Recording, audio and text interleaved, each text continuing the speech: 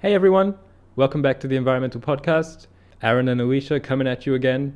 We're coming off the back of a hectic week because we're finishing our school semester. In fact, we're all done now, and it was a busy week full of last-minute assignments and exams and group projects. Yeah. So last week's episode, The Test, was kind of themed after that busy period of our lives, which comes every April, Yes. and some people dread and some people look forward to. And this week we're moving past that to the most natural follow-up, trains. Yeah, so this week's episode is going to be all about trains, bit about the history, bit about the future, and everything in between. A bit about the present, and probably some discussion which kind of centers around degrowth and the implementation of high-speed trains in a degrown world, Yeah. and the consequences that has on other industries, other modes of transport, and just why we like trains in general. But first, let's talk about that busy week we had. Yeah. Because you had a busy week. You had some migraines. Yes, which that is was pretty an fun. Interesting experience. I've only ever had one before, and then the other morning I woke up and called you and was like, Aaron, not to alarm you, but I feel like I'm dying. It's not so serious because it's a semi-regular occurrence with Alicia. Fainting, being pale, and just generally just general sicknesses. Yeah. But still, it was quite disarming. Yeah, it was Could have been scary. some type of vertigo, some dizziness, It extreme was dizziness. really dizzy for like a few days up until today. That's why we're recording kind of last minute, but yeah, That's not that it. you guys know that. Yeah. Let them know. But yeah, I'm feeling better, which is good. That is good. Maybe the stress of our, what would you say, chaotic group project for one of our courses was contributing, It could have, you never know. because we had an environmental science project and there was me, Alicia, and two other people in the class, and none of us were really interested in it for the Yeah. whole semester. No. So it was all written on the last day, and we got a deadline extended for one day, so the Yeah. last day and a half, I guess. When you say all of it was written, there was one section which was written before the deadline, and that would be mine. Right. So I was probably, a bit stressed about the other three people finishing their parts. I think just from listening to that, you can tell what kind of a group member Alicia is. She's so domineering. She's just really seizes control from the offset and never lets go. Little Stalin over here is actually what our nickname for her was in the group chat behind her back. No, it wasn't. No, but it was, what would you say? It was a tale of deceit, backstabbing, and just general unprofessionalism. There was some copy and pasting going on from our other Yes. group members with some of your segments, which had to be amended. Just some general laziness and shortcuts like that. Yeah, but I mean, no one was feeling it. I understand. She's changing her tune now she's on air, but there was some forceful language coming out of you at the time of submission. Yeah, I was just mad. In other news, I got all my work in on time, which was great. Yeah. It's always frustrating because I kill myself to hand in these essays and projects and assignments by the midnight 11:59 online submission every semester, and then inevitably the morning after the teacher will say, okay guys, so you have another 2 or 3 weeks to do this, don't really worry about late penalties. And I say, well, great, because my work inevitably kind of suffers from the rushed aspect, which is my own fault, I suppose, because I leave it always until a few hours before it's due. Yeah. But I still feel like I'm being punished for getting things in on time. Yeah, I've felt that before. I never understand why the teachers don't say before the deadline, don't worry about meeting the deadline. Because anyone who worried about it had met it. What? What did you say? If they don't post until the next day saying, hey guys, don't worry about the deadline, then if you've already, the deadline's passed, Yeah, it's not fair. it's not fair. Also, I finally completed my video project on The Last Temptation of Christ, which was very fun, Yeah, quite intensive because I've never made a 12-minute video before. yeah. But I enjoyed doing it. It was good research. I liked the movie a lot, and I think what I came out with was pretty good. I already got the grade back for that, and it was what I wanted. More than what you wanted. It was Yeah. very good. I was happy to watch the movie. I'd never watched it before, and then I watched it a few times with you. Willem Dafoe gives another incredible performance. Mhm. We watched some other movies this week. Yeah, we watched Clueless, which was really fun. Yeah. Just a 90s kind of period piece, I Yeah, guess. just a real time capsule. And they said they were remaking it. I looked it up, and I think they might be remaking it as a TV show. I guess we'll see how that goes. We also watched Top Gun, which is, I suppose, kind of a similar vibe, but for the 80s. Yeah. That Young was fun. Tom Cruise being all Air Force or Navy. I don't know. Maybe both. It was both. My favorite thing about that movie was that there were 2 songs in the entire score, pretty much. Highway to the danger zone. On repeat for 2.5 hours. And what was the other song? I don't know. It was like a romance song. Yeah, Take My Breath Away. Oh, yeah. You know it. You just didn't want to have to sing it. No, I didn't remember. Well, now you remember. I remember. Let's hear it. No, I'm not singing. We'll have a karaoke episode one of these days. Yeah. But for now, Trains? actually, that kind of segues nicely into trains. Because you had a nice intro paragraph you wanted to regale us with. Yeah, so I'm going to read the abstract from a paper by Jonathan Matzowitz. The paper is called The Impact of the Railroad on American Society, a Communication Perspective of Technology. This manuscript examines the railroad system as a combination of humans and machines that forms a symbiosis, and explains how the railroad exerted a huge effect on American life when it made irrelevant the organic, following of nature, time system that existed in cities and countries where clocks were set according to weather conditions. The author makes the point that the railroad is an organ of society, that it will evolve to serve the functions we demand, that it has molded and altered, but never replaced contact between humans, and that it will continue to enhance and facilitate it. This manuscript analyzes the social, cross-cultural, psychological, and financial impact of the railroad on American society in the past 200 years. The measure of progress in the United States is a tantamount to the mass of things that had to be sacrificed to it. Interesting. When was that written? Fairly recently, I believe. Let me just... Because when I was thinking about railroads, I didn't 2009. So recently. I didn't even consider the fact that they were what forced time zones. No, I didn't think about that. I knew that fact, but I didn't think to think about that. Yeah. I read that whole article just to kind of inform me for more of a social conversation around trains, because my job was to research the history. But I wanted to be able to discuss not just the technology, but also the... But I wonder if in that context, when it says that it will evolve to suit the needs of Americans or whatever, Yeah. if the evolved railroad system is just highways and cars. That's why I was wondering when it was written, because it seems to me from that kind of social context. Based on the article, that just wasn't the perspective they took. When they were talking about modern times, they were talking about high-speed trains, more ecologically efficient ones. And it seems to be true throughout history. I feel like, as we're going to obviously talk about, trains are a good option for transportation, so hopefully they'll be able to evolve to meet the needs of the future. Yes, we'll get into that. Yeah. But let's take our choo-choo, all aboard train way back, probably 3,000 years to the first train. 600 BC? I just guessed. 600 BC. Okay, so about 2,500 years. Okay. So that was when the first wagonway was made. So this wasn't a train, but it was, in mines, in like old mine scenes, there's the carts with the mine brakes. carts. The mine carts, yeah. Donkey Kong. Yes, exactly. If you've ever played Mario Kart, some carts there. So, yeah, 600 BC. Okay. Basically, it was just like ruts in the ground, and then you'd be able to push a cart, and it would just go on its own. Okay, so that was the idea of tracks. Yeah. All right. Where the idea of tracks came from. And those were used in mines, in roads. For roads, they would be pulled by horses mainly. But yeah, from 600 BC all the way until 1804 AD.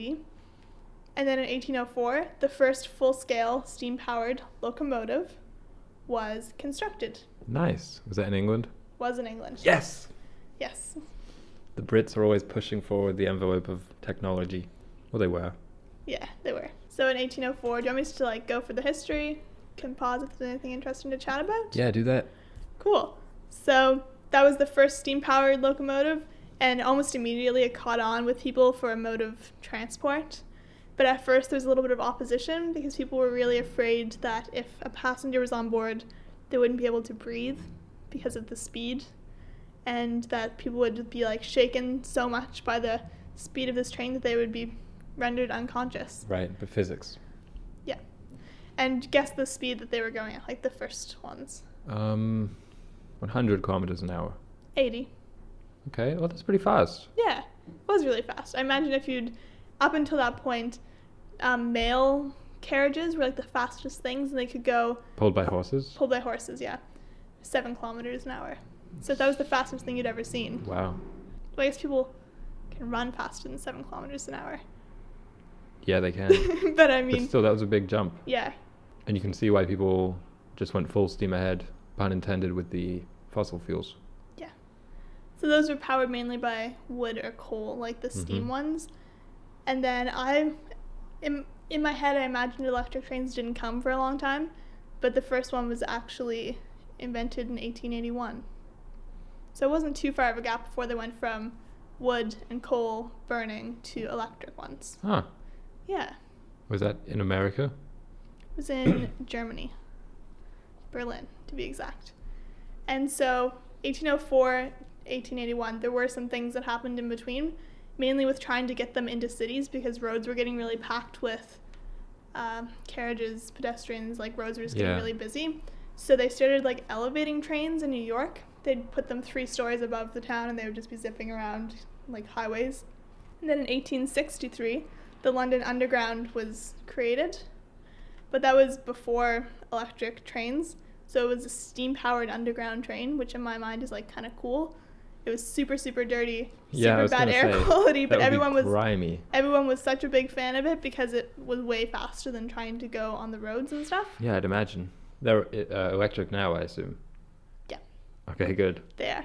And then, so that was... big steam bubble forming underneath London. Yeah, so that was the only underground until 1890 when they started popping up in Paris, New York. So those systems were founded between 1819 and 1905. So that's still like really early to be building trains underground. It just seems like a really big advancement. Does, but if they were just railroad trains still powered by steam, it would be, the only difference would be building the tunnels. Yeah, that makes sense. But those are great. We like those in towns, right? And cities. Yeah, pretty limited experience when we went to London. Yeah, but it was awesome there. It was awesome. It was really fun. It's so fast. Really efficient. The maps were very intuitive. Yeah. Very timely. I mean, this could be our kind of tourist limited experience, but they seemed like they were on time. Yeah. Clean. Yeah, electric trains they kind of took over steam-powered ones. There were diesel ones in there a little bit. Those were more used for like freight, long distance. Do you know what diesel is? No. Well, let me guess. More like unrefined petrol, or no? I think so. Just less refined than gasoline? I think so. Okay. I have no idea. It seems right, though. I just imagine it being like a thicker gas. Yeah, that's what I was imagining. I mean petrol. Not a gas, but a thicker liquid. Yeah. I don't know for sure. Oh, yeah, and then I looked a bit into the time zones thing, because the reason was people were... all of a sudden they were able to travel distances which would normally take days on horseback or in a carriage. Now they could do it within hours. So normally if you were traveling from, I don't know, like New York to Detroit, it'd take days. So by the time you got there, it didn't matter what time it was really. But if you're getting there within an hour or two, it matters what time it is. So they had to start regulating, and they started by just having like train station times. I know, yeah. But then it switched, and it just kind of disseminated through all of society, which is kind of neat. Time zones are cool. And time zones are cool. I'm not the biggest fan. You don't like time zones? I wish we just like didn't have time and just went based on the sun. Based on like if the sun rises, that means it's morning. Because here sometimes it'll be like 10 o'clock and the sun will be coming up. But then how do you know when the train's coming? Yeah, you don't know when the train's coming. I mean, that's a nice idea, but yeah, when you think about the kind of like it's a very impressive system. Yeah, for sure. Everyone abides, and especially if you're in a place where the buses are all on time and they come really, really punctual, you say, wow, this place is running like a smooth-oiled machine. Well-oiled machine, yeah. Yeah, smooth. Smooth oil's good. Yeah. Oh, yeah, luxury trains. Because whenever I picture a train in, like, the olden days, I picture the tapestries, the carpets, the gold trims and everything. Do you? Yeah. Okay. For me. And those started coming around in the 1850s. You mean like the Orient Express? Yeah, exactly. Okay. And so they started putting toilets, heat, lighting, beds, catering. And yeah, those were a really big hit because people could then pay more. So like trains at first were very uniform in price, very affordable. People could travel who couldn't used to, but then they started getting kind of elevated and more expensive to take. And that's really all I had for the history, besides 1964 was the first high-speed train. That brings us nicely into my research, which was quite minimal because I wanted to talk more about just general ideas and us expressing our love for trains. Yeah. But what I wanted to do is kind of paint a picture for trains today in the world. So high-speed trains, HSR, high-speed rail. That's the kind of trains that are all over Europe, Russia, Japan, China. And in fact, 2/3 of the world's high-speed rail is in China. Interesting. Very interesting, because we imagine most of Europe as being mapped, and Japan especially. Yeah, if you think high-speed rail, you either think, well, in my mind, it's either Japan or the one that goes between the UK and Paris. Underground? The Under ocean, I mean? Yeah, under ocean. The Channel Tunnel? I couldn't find a fixed definition for high-speed rail. It just means around 200 kilometers per hour, I think. Okay. They're electric powered. That's about that. So right now, neither good or bad for the environment because, again, dependent 100% on how clean the grid they are connected to is. Yeah. If the place is 100% coal for their electricity, then it's not very good trains. No. If it's 100% wind, then they're awesome trains. Yeah, that's the thing about electric cars that I always think of. They are maybe more efficient and everything, but if you're getting your power from coal, it's still dirty. That's why the grid is the number one priority. Anyway, so that's high-speed rail, and that's kind of the standard. Yeah. But then I wanted to read into the magnetic trains, Oh, yeah. the ones that don't touch the rail. Yeah. And those are called maglev, or magnetic levitation. Interesting. Which sounds really cool. And the reason they go so fast is because they have no friction to the rail. So basically, it's a really simple magnet, which is like repelling each other, but also kind of pulling each other to keep them in the current. Yeah. And yeah, no friction, so they can just zip. And the only kind of opposing force is air pressure, I suppose, as well as just the weight. Have they been built, or are they still testing for the most part? They're in China. Okay. Built in China, operational. Wow. And also testing in Japan and South Korea was the latest information I got. Cool. Also electric powered, so again not inherently good or inherently carbon neutral, I mean. But since they go so fast and there's less drag, I guess, they require less energy. So even if they're using coal, it's better because they're using less coal. Yeah, I looked at all of the methods of transportation ranked, and trains were just by far the lowest. The lowest emissions Per passenger. So it's like a single person car, 4-person car, flight, they're just the lowest. Because usually they can carry so much for just one engine. I was looking a bit into the longest trains and stuff like that, because I was expecting it to be maybe what would your guess be for the longest train? What do you mean the longest train? With all the cars linked together. Well, couldn't they just link the cars infinitely, or is that me being dumb? No, it seems like they could. It was 7.3 kilometers long. Whoa. Yeah. Have you ever seen Snowpiercer? The ones that plow the rails? No, that's a movie. Oh, I thought you meant the trains that plow the rails. No. Okay, yeah, there's a movie called Snowpiercer where it's like a dystopia where all the humans are on one train, I think. It's directed by Bong Joon-ho, who directed Parasite. Yeah. Maybe I'll watch that. But yeah, they can be super long, and the freight trains usually have an engine at the front, back, and some in the middle, so that one would have had some in the middle. But yeah, you can transport so much stuff, so many people, pretty quickly, and they're increasingly fast. I was shocked at the timeline for trains, because 1964 seems really early to have this 210 kilometer an hour train going. But so does 1804 to have an 80 kilometer an hour train going. Yeah. But I guess since the Industrial Revolution, everything was accelerating. So, yeah. Which is, again, a pun. The cool thing I found about these maglevs, I quote from the website I was reading. Yeah. They are comparable in speed with high-speed rail and, along certain routes, airplanes. What? Yeah. Wait, what's the fastest one's gone then? Don't know. I was seeing 350, 400. Okay. The TGV, the French high-speed rail thing, has gone 574 kilometers an hour. Okay, so faster than I just said. Yeah. I didn't look up the ultimate speed. I thought you were just doing history, but I guess you wanted to show me up in my own domain of research, which is okay. No, I had a couple fun facts for the modern times. Okay. Some fun facts. The other thing I was looking at was the VEC train, which is that thing that Elon Musk was building in LA. Oh, let me guess, you read up on that one as well? No, I didn't read up on it, but I remember when he was talking about it, I was excited because I had been really obsessed with tunnels. Yeah, and they did those test runs. Yeah. Nothing operational yet, probably because permitting and stuff like that in the US seems like a nightmare. But those are essentially maglev trains using the same technology, but in tunnels, really tight tunnels, so that even the force of air pressure is minimal, so they can go even faster. Just seems like that would scare me. 5 to 6 times the speed of sound was the number I was reading. So yeah, basically teleporting. We'll just gotta say it. Is that cool? Yeah. Yeah, I don't see tunnels being a big thing. His was just kind of, I think, almost a tongue-in-cheek observation of the Los Angeles traffic. Yeah. So maybe in very, very specific situations like that. Yeah, maybe like coast.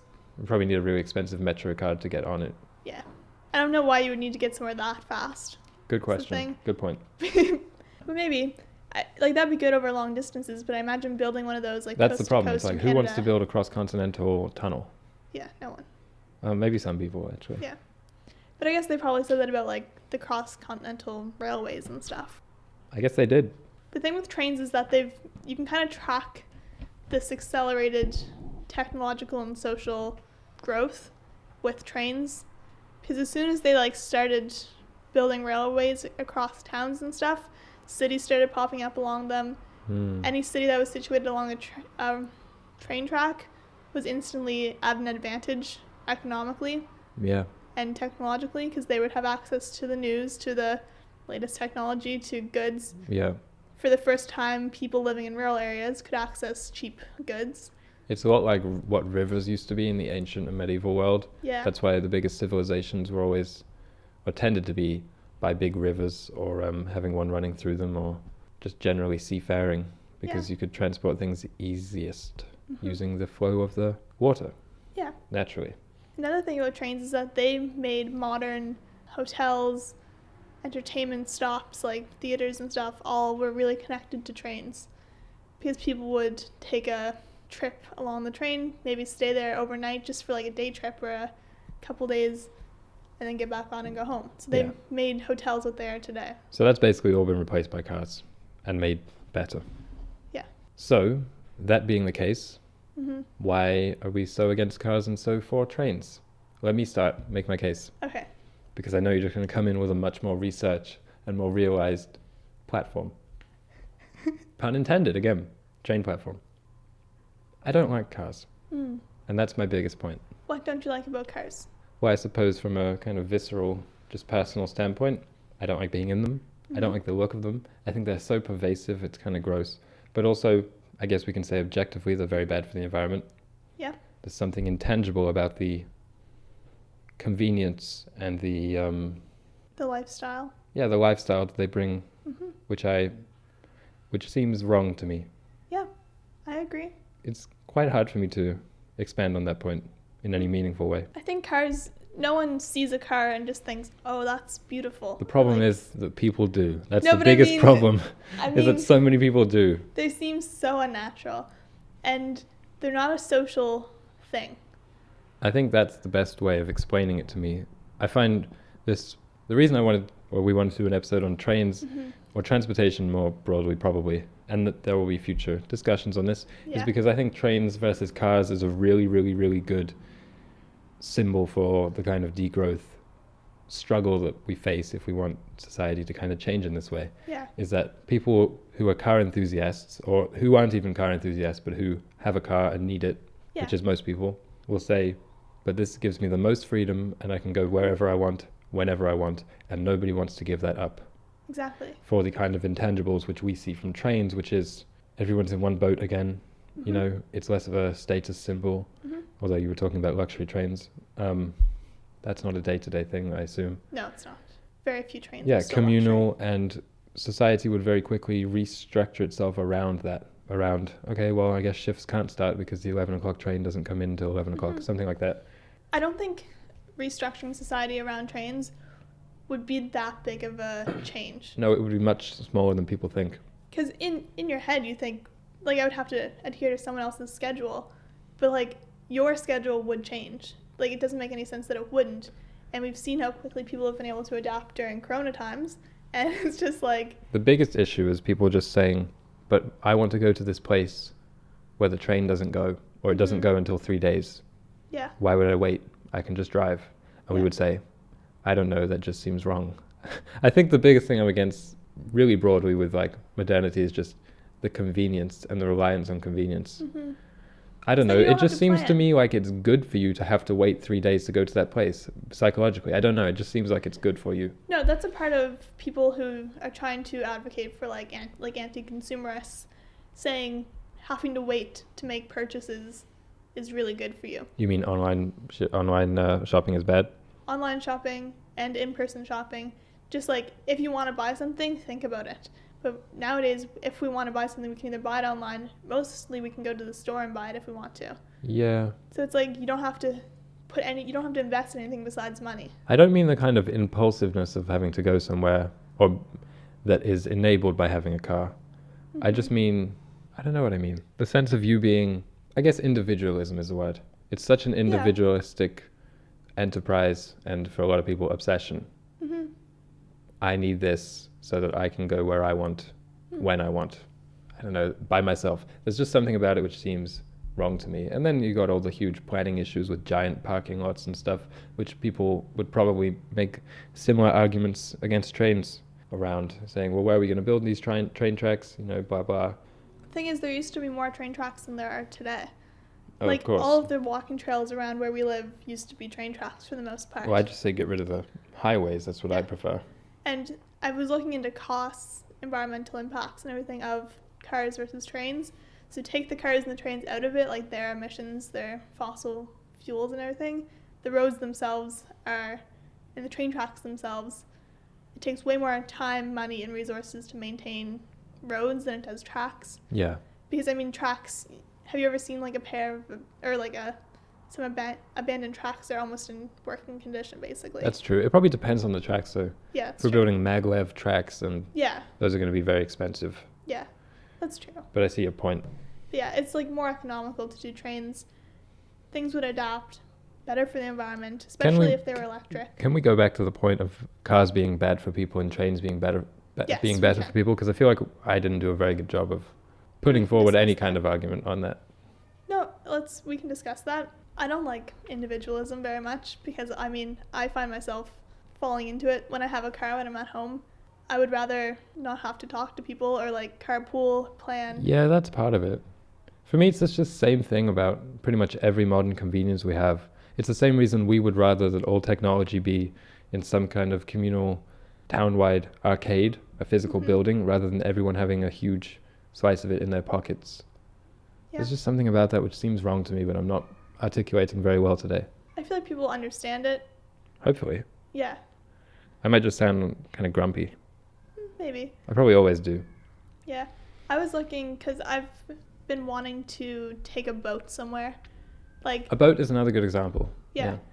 And so I've read an article about a girl who she got on a freight train from Germany to Canada. And A she freight got on boat? board. A freight boat, yeah. She got on board. It was 15 days to do that trip. And so she came equipped with like 20 books to read, a bunch of movies downloaded, 20 books? just like a bunch of books. Okay. Yeah. I can say, she sounds like a genius.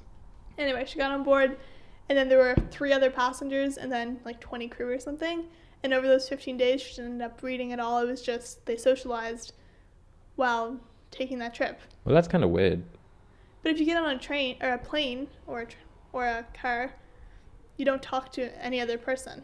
Yeah, I mean, it's not like if we all had trains, everyone would be so much nicer, because that's not true. Because No. I take the bus every day and no one talks to each other and everyone just has their headphones in. Yeah, but it's But a of joint course it experience. would make people like that eventually. Yeah. But for now, it wouldn't immediately happen. No, it wouldn't. But there's a sense of there's no hierarchy. There's no Yeah. like it's a joint experience. If something crazy happens on the bus, everyone kind of laughs about it. Yeah, or like if you that saw time that person again, you'd kind of be like, ah. Like that time I sat in the really warm and wet seat. Yeah. Like, remember that time? Exactly. Or that time you forgot to, or you got walked out of the bus. Yeah, I walked off the bus. Yeah, but there's a sense of joint experience which we don't get anywhere anymore. People used to share resources, share a well, share the local farm. So you'd have, even if you never talked to the person, you'd have that, you're all eating the same produce or whatever. Yeah. No, I mean, that's the most commonly cited benefit of degrowth, which is that you know everyone and talk to people on the train and all that stuff, which I get. I just feel like there's a more personal psychological benefit to things like taking the train over the car, which I find very, very vague, and it could just be kind of a unreasonable feeling I get. I don't think it's unreasonable. Can you expand on it? I can't expand on it too much, besides what I've already said. Yeah, I know. But I mean, absent of its community social benefits, what it does to the individual, it seems better to me. Maybe it just makes us more patient. Maybe that's what I mean. Maybe cars just indulge our increasing impatience. Maybe that's it. I don't know. Make you more lazy. Yeah. Because you can just go get whatever. You can take your time.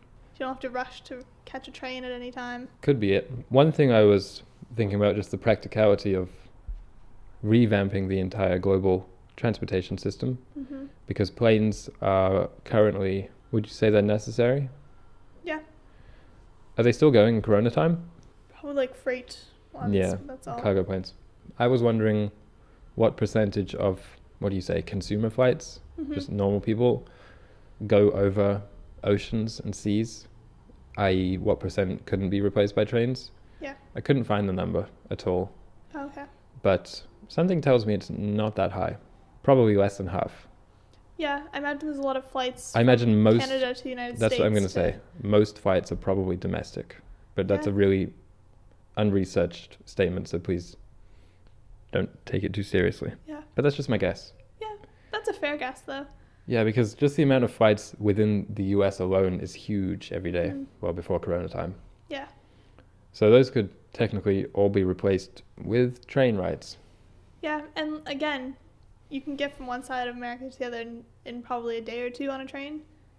Like, it probably wouldn't take that long. I don't know. If it was a really fast train, then yeah. Yeah. So definitely, if there was a ban on planes, trains would quickly pop up and be just as efficient. Yeah. Slightly less efficient, but... So that's one thing I've always wondered about. Like, why are there no... Because you see, we were talking about the trains in Europe and Japan and China. And I was thinking, why aren't those a thing in the US, definitely, but also in Canada? There was High-speed trains, I mean. Okay. Not steam, not coal, not the Trans-Canadian... What's it called? Like Canadian Pacific Railway or something? Yeah, something like that. Not that thing. I'm pretty sure there's, like, company pressures saying, like, no. I could be completely wrong, but I feel like... Well, guess what? I researched this one. You researched it? Yes. Okay. So yeah, I was wondering why that hasn't happened. And the reasons I saw cited didn't convince me. But one of them, it says, is because the towns are very spread out and sprawling, meaning that even if you take the train ride from New York to Detroit, once you get to Detroit, you can't walk around it, you still need a car. Okay. All the towns are designed for cars. And also, where would the train station go? Because of that point, everyone needs cars, so there isn't really... Things inside North American towns aren't as close together as they are in European towns. Yeah, makes sense. So there isn't just like a central hub where the train station could be. Everyone would still need to drive there. Yeah. Which kind of negates the point. The towns and cities are also they have such little population density compared to Europe and Asia. For that reason, people are saying it wouldn't be kind of financially worth it because you'd be going through states and provinces of just like 10 people. Yeah. The other thing is just the culture around cars, which seems to be mostly a North American thing. I know Europe has its kind of Formula One excitement and the kind of Italian sports cars thing, but I don't know, just from kind of an average Joe thing, I've never gotten into that fascination with cars. And the other thing is the strong property rights. For instance, in China, most of the land is still controlled by the state, so they can just kind of say, let's build this here, but in America, it's much more difficult to do that. Makes sense. That's definitely an issue that would be solved with degrowth, centralizing things a bit more. Well, it would have to be corresponding with a real overhaul of town design. Mm-hmm. So a lot of money involved, basically. Yeah. Speaking of which, there have been numerous attempts and kind of false dawns and false starts for high-speed rail in America. Okay. In 2009, Obama pledged $10 billion to rail, Oh. which was part of this huge stimulus package to get out of the recession. Mm-hmm. And most of the more kind of significant projects, so that was kind of fought for and then allocated to certain projects. So there was going to be $1 billion in Florida and $1 billion here for the Amtrak to kind of revitalize this, and one in California and things like this. And most of the more significant projects were cancelled almost immediately. Okay. And then other ones were kind of just put off by regulations and environmental studies and things like that on the impact. Okay. So it's a big issue. Doing anything big in North America seems like a giant issue. Yeah. It feels like there's just the weight of the world against you, Mm-hmm. saying don't try and change anything. Yeah.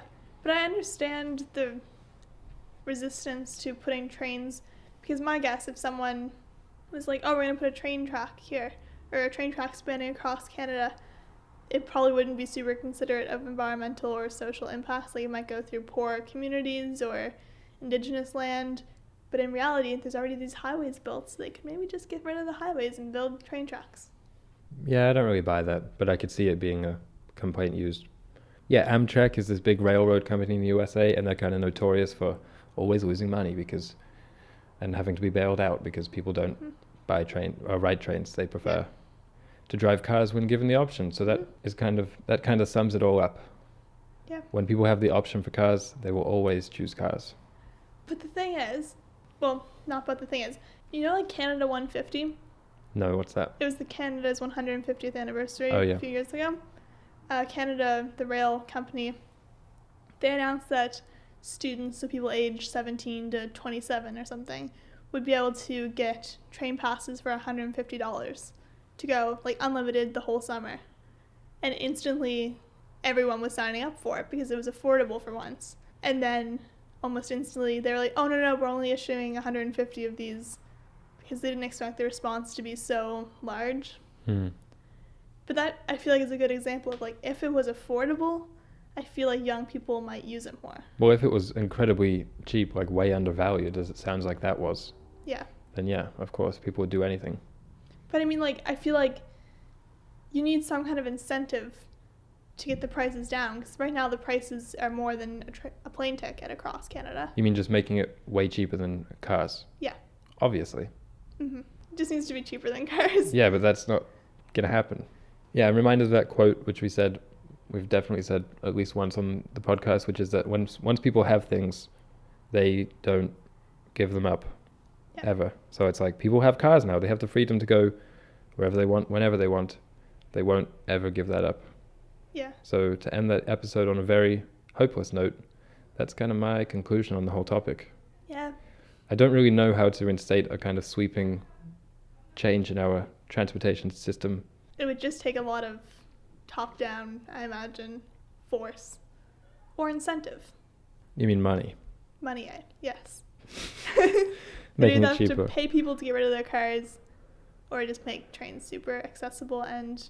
Probably both. But even then, like I said, there'd still be that person who say, no, why would I do that when I want to be able to get to this town whenever I want to? Yeah. It's a big issue. It is. But that seems to be inherent to a lot of degrowth discussion, ignoring that individualism, which has really been coddled and grown and supported and prized above all else over the last 2 centuries or so in capitalist democracies. Yeah. So there you have it. I have a good way to end the episode. Okay. I was looking into different types of trains, and most of them we all know and love. There's steam trains, electric trains, Hogwarts train, but there's these ones that go on mountains. And I just assumed all trains could go on mountains, but didn't really think how slippery the tracks and everything were. So mountain railroads have cogs on their wheels, and then there's teeth in the rails, and the cogs go into the teeth, and they prevent it from sliding backwards and just kind of pull the train up the mountain. Yikes. Like when you're going up in a roller coaster, it kind of pulls you, like... Yeah. I mean, I wouldn't know, but sure. Yeah, that's how they work. Kind of cool. I saw a picture of one in Colorado, and I was like, whoa, Maglev trains can also do that. Just so you know. Yeah, because there's no friction. It's a mountain. Yeah, that's cool. Yeah. So, hope everyone liked this episode about trains. If you want to learn more, you can check out that article I mentioned at the beginning.